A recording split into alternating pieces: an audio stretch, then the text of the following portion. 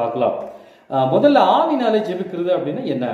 இப்போ வேதாகம புஸ்தகத்துல 1 கொரிந்தியர் 14ஆம் அதிகாரத்துல 2வது வசனம் அங்கே நம்ம வாசிக்கலாம். இந்த மாதிரி எழுதியிருக்கு பாருங்க, நான் வாசிக்கிறேன்.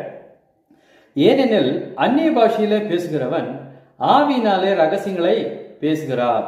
அந்நிய பாஷையில் பேசுகிறவன் ஆவினாலே ரகசியங்களை பேசுகிறார் அப்படின்னு சொல்லி அங்கு எழுதியிருக்கு. அதாவது அந்நிய பாஷையில் பேசுகிறவன் ஆவியினாலே பேசுகிறார் அப்படின்னு சொல்லி. அப்ப இதே 14ஆம் அதிகாரத்துல 14வது வசனம் நான் வாசிக்கிறேன். எண்ணத்தினால் எனில் நான் அந்நிய பாஷையிலே விண்ணப்பம் பண்ணினால் என் ஆவி விண்ணப்பம் பண்ணும் அப்படின்னு சொல்லி இங்க எழுதப்பட்டிருக்கு. அப்ப இங்க என்ன சொல்லுது அப்படின்னா, நான் அந்நிய பாஷையிலே விண்ணப்பம் பண்ணினால், அதாவது அந்நிய பாஷையிலே நான் ஜெபித்தால் நான் ஆவியிலே விண்ணப்பம் பண்ணுகிறேன், ஆவியிலே நான் ஜெபிக்கிறேன் அப்படின்னு சொல்லி அர்த்தம்.